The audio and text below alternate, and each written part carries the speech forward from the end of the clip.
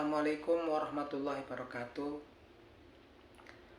Wassalatu wassalamu ala rasulillah wa ala alihi wa ashabihi wa mawala. Rabbi shrah li sadri wa yassir li amri wahlul 'uqdatam min lisani yafqahu qawli. Amma ba'du. Oke, selamat siang para sedulur YouTube, ketemu lagi dengan saya Agung Wijanarko. Seperti biasa teman-teman, di siang hari ini saya pengen ngajak ngobrol teman-teman seputaran hal-hal yang bersifat religius teman-teman. Karena memang kita diwajibkan antar sesama muslim untuk saling berwasiat untuk melakukan ketaatan kepada Allah Subhanahu wa taala, dan berwasiat juga untuk meninggalkan segala kemungkaran dan menjauhi hal-hal yang memang dilarang oleh Allah Subhanahu wa taala. Jadi para sedulur, akhir-akhir ini teman-teman, mungkin teman-teman tahu di media sosial, di stasiun TV memang selalu diumumkan bahwa di tahun 2023 ini terjadi resesi ekonomi global ya. Bahkan banyak negara-negara mengalami krisis ekonomi yang sangat berat, seperti di Venezuela, Sri Lanka, Lebanon, Argentina, bahkan negara sekelas Australia pun yang memang sepertinya negara kaya ya, wilayahnya luas, penduduknya juga nggak banyak, itu mengalami resesi ekonomi. Begitupun pastinya cepat atau lambat negara kita pun akan terpengaruh, dan sekarang pun udah pengaruhnya udah berasa ya teman-teman. Saya punya banyak dari teman-teman saya yang sekarang saat ini juga terkena dampak PHK, dan seperti yang kita tahu memang beberapa wilayah tempat industri sepertinya nggak berhenti-berhenti terjadi PHK ya, gelombang PHK ya. Nah, untuk itu teman-teman, memang tahun-tahun ini 2023, 2024 memang tahun-tahun ujian ya. Memang ujian atau cobaannya atau fitnahnya sangat besar sekali. Jadi apa yang harus kita lakukan kalau udah seperti itu teman-teman ya? Mungkin kita harus lebih banyak mendekatkan diri kepada Allah Subhanahu wa taala dan bermohon perlindungan dan pertolongan kepada Allah Subhanahu wa taala. Dan yang paling utama adalah ketika kita mengalami kebuntuan usaha ataupun kemudian kebuntuan untuk pemenuhan kehidupan kita sehari-hari, tetap kita berdoa dan bermohon kepada Allah Subhanahu wa taala, dan yakinkan bahwasanya Allah Subhanahu wa taala akan memberikan jalan keluar. Allah Subhanahu wa taala berfirman di Al-Qur'anul Karim sebagai berikut. Bismillahirrahmanirrahim. Wa may yattaqillaha yaj'allahu makhraja wa yarzuqhu min haitsu la yahtasib. Di barang siapa bertawakal kepada Allah Subhanahu wa taala, yaj'allahu makhraja, maka Allah Subhanahu wa taala akan memberikan jalan keluar pada hambanya tersebut. Wa yarzuqhu min haitsu la yahtasib, dan Allah Subhanahu wa taala akan memberikan rezeki kepada hambanya tersebut dari jalan yang nggak pernah dia duga-duga, nggak pernah dia pikirkan gitu kan. Nah itu teman-teman, jadi bertawakal itu seperti apa? Bertawakal itu kalau menurut Imam Ahmad adalah seperti seekor burung gitu kan, yang kemudian keluar. Burung itu nggak punya akal kayak manusia, tapi ketika burung, menurut Imam Ahmad kan, menurut Imam Ahmad radhiyallahu anhu, burung itu kemudian keluar, dibangun di pagi hari, dia terbang. Dia nggak punya akal seperti manusia, tapi dia terbang, bertawakal, berserah diri pada Allah Subhanahu wa taala, terbang mencari makan. Kadang-kadang nggak tahu mau kemana ininya kan, taunya ya keluar terbang aja gitu kan. Hasil akhirnya kepada Allah Subhanahu wa taala yang menentukan. Tapi kemudian burung tersebut pulang membawakan makanan untuk anak-anaknya, dan pulang di sore hari dengan perut yang kenyang. Itulah tawakal ya. Jadi kita memang berusaha keluar, berikhtiar, tapi kita yakin bahwasanya rezeki kita, bahkan hidup dan mati kita, itu semua Allah Subhanahu wa taala sudah tentukan. Jadi kita berserah diri ya, pasrah gitu kan, itu pasrah dan menerima dengan rasa syukur.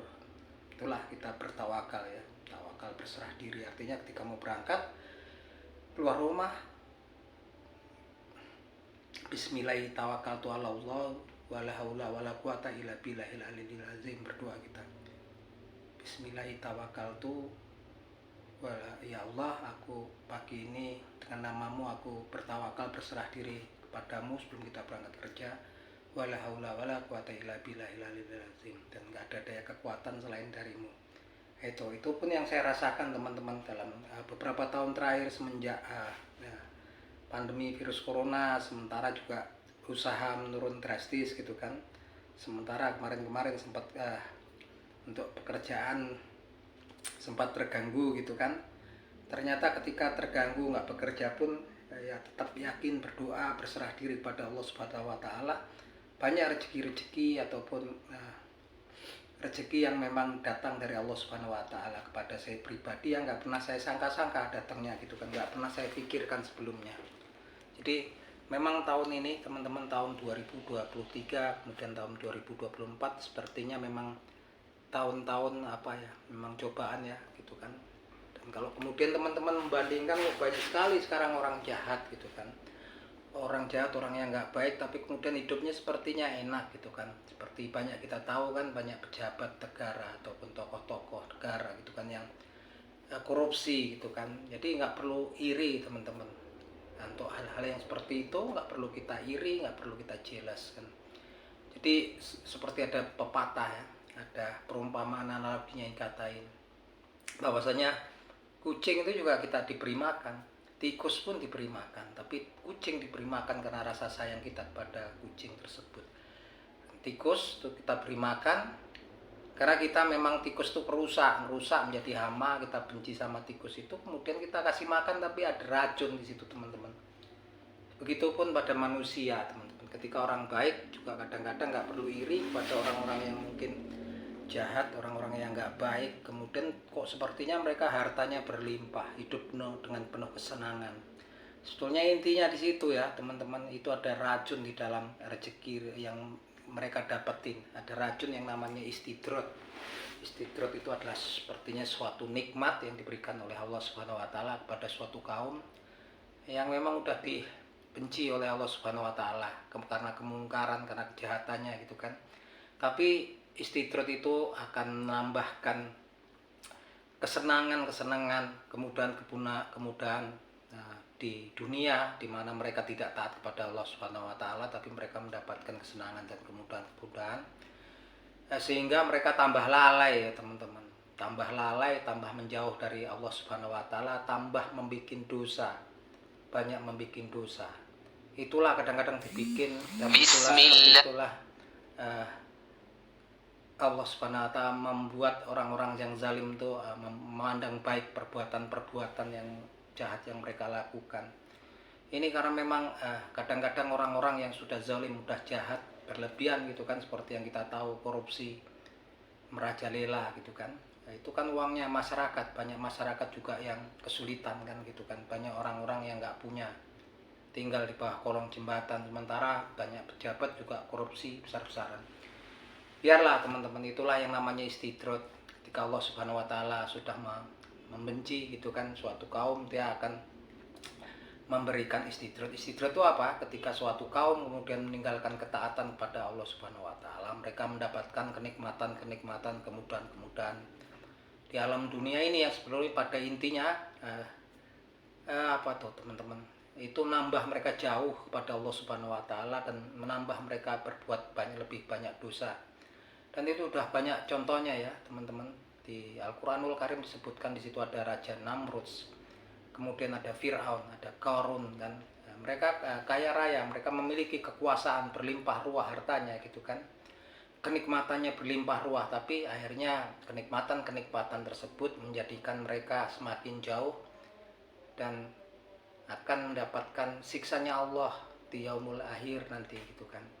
Begitupun dari sahabat ada juga Sa'labah gitu kan, ketika nggak punya dia taat gitu kan, ketika mendapatkan banyak kenikmatan justru kemudian lalai. Orang yang lalai kemudian nggak dekat dengan Allah Subhanahu wa taala. Dan mereka mendapatkan banyak kemudahan di dunia ini, ya itulah namanya istidrot. Jadi teman-teman nggak perlu jealous, nggak perlu kita iri hati gitu, yakinkanlah gitu kan. Seperti itu, kucing kita diberi makan, tikus pun diberi makan. Kucing kita beri makan karena kita sayang pada kucing. Tikus diberi makan karena tikus itu merusak, hama. Ya itu diberi makan tapi ada racun di dalamnya, itulah istidrot gitu kan. Jadi nggak perlu, bahkan kadang-kadang makanannya tikus lebih mahal karena ada kandungan racunnya itu teman-teman. Jadi nggak perlu kita iri atas pembagian rezeki yang diberikan Allah Subhanahu Wa Taala terhadap hamba-hambanya teman-teman. Itu udah termasuk keimanan kita, rasa syukur kita terhadap rezeki yang diturunkan Allah kepada hamba-hambanya. Pembagiannya itu memang udah kadarnya menurut keadilan yang seadil-adilnya menurut versinya Allah Subhanahu Wa Taala. Jadi itu teman-teman, pesan saya kepada teman-teman agar selalu berdoa, berserah diri. Mungkin banyak teman-teman yang sekarang mengalami putus pekerjaan, terkena PHK, usahanya juga bangkrut atau apa. Jangan pernah untuk jangan pernah untuk menyerah, jangan pernah berputus asa. Ucapkan dalam setiap doa teman-teman, wa may yattaqillaha yaj'alhu makhraja wa yarzuqhu min haitsu la yahtasib. Wa may yattaqillaha yaj'alhu makhraja wa yarzuqhu min haitsu la yahtasib. Wa may yattaqillaha yaj'alhu makhraja wa yarzuqhu min haitsu la yahtasib. Barang siapa bertawakal kepada Allah Subhanahu wa taala, maka Allah Subhanahu wa taala akan memberikan jalan keluar dan akan memberikan rezeki dari jalan yang nggak pernah kita pikirkan atau kita bayangkan terlebih dahulu. Apalagi sekarang teman-teman, eranya teman-teman era fitnah ya gitu kan. Apalagi sekarang kalau tampak negara kita ini memang PHK itu lagi terus bergelombang, ada terus gitu kan. Dan kesananya juga kita nggak tahu karena memang sekarang juga tokoh-tokoh di negara kita sibuknya ngurusin peta perpolitikan terus gitu kan, saling menyerang, saling berusaha untuk mendapatkan kemenangan, mendapatkan kekuasaan gitu kan. Sementara juga kita lihat memang kondisi realistisnya sebetulnya kalau masyarakat sekarang susah ya teman-teman. Saya juga banyak dulu selain buka usaha terapi juga teman-teman, saya juga jualan online. Sekarang juga banyak yang macet ya jualan online tuh teman-teman. Maka tetaplah berserah diri, bertawakal. Artinya kita berdoa, kemudian kita berusaha dan bersyukur atas apapun yang memang diberikan Allah kepada kita gitu kan.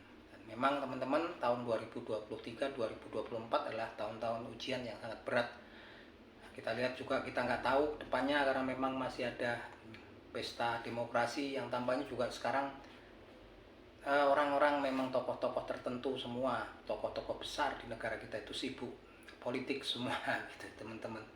Apapun itu teman-teman, nanti ketika teman-teman memilih calon, teman-teman mungkin sebagian juga memiliki hak pilih, pilihlah yang memang betul-betul pemimpin yang istiqomah ya, tentunya pemimpin yang bisa memberikan kebaikan utamanya kepada umat Islam, orang muslim, memberikan manfaat untuk bangsa dan negara kita secara umum teman-teman. Kita berusaha memilih tokoh-tokoh, orang-orang yang memang baik ya, menurut versi religius yang pandangan kita adalah orang yang lurus, orang yang baik, orang yang amanah, jauh dari korupsi segala macam. Kita usahakan, kita pilihlah yang baik-baik gitu kan. Dan untuk itu teman-teman ya kita harus banyak tahu lah gitu kan, membuka mata tentang apa yang dinamakan politik. Walaupun sebetulnya kan orang dikatakan dulu nggak perlu lah ngurus-ngurusi politik, tapi kita yang terkena imbasnya kalau pemimpin yang dipilih kemudian yang jadi juga tokoh yang memang nggak pas gitu kan. Itu aja teman-teman. Jadi teman-teman, saya ingatkan lagi sekali lagi, dalam masa-masa sulit ini banyaklah berdoa, selain berusaha juga iringi berdoa dan bertawakal. Yakin, bertawakal, berserah diri. Doa teman-teman, ingat selalu dalam selesai sholat, wa may bismillahirrahmanirrahim, wa may yattaqillaha yaj'alhu makhraja wa yarzuqhu min haitsu la yahtasib. Wa may yattaqillaha yaj'alhu makhraja wa yarzuqhu min haitsu la yahtasib. Wa may yattaqillaha yaj'alhu makhraja wa yarzuqhu min haitsu la yahtasib. Doa itu harus kita ucapkan selalu berulang-ulang kan, bahkan sampai 3 kali. Yang baiknya memang yang dari ayat-ayat suci Al-Quran sampai betul-betul mengena di hati dan pikiran kita, menyatu di dalam urat, di darah dan pembuluh dan urat saraf kita. Kita ulang-ulang dan kita ngerti apa yang kita minta sambil kita tadabbur, memikirkan tentang arti maksud Allah Subhanahu wa taala dalam firman-Nya tersebut. Oke, gitu teman-teman. Ini sekedar obrolan siang teman-teman. Semoga bermanfaat dan saya akan selalu mendoakan teman-teman yang nonton video saya agar mendapatkan pahala dari sisi Allah Subhanahu wa taala. Begitupun juga saya, karena segala sesuatu yang ada di sisi manusia, baik itu harta kekayaan, anak keturunan, istri, anak keturunan, semuanya adalah fana. Dan yang di sisi Allah Subhanahu wa taala, pahala itu adalah sesuatu yang kekal dan kita akan membawa dan menemuinya di alam akhirat nanti. Oke, gitu teman-teman. Wabillahi taufik wal hidayah. Wassalamualaikum warahmatullahi wabarakatuh.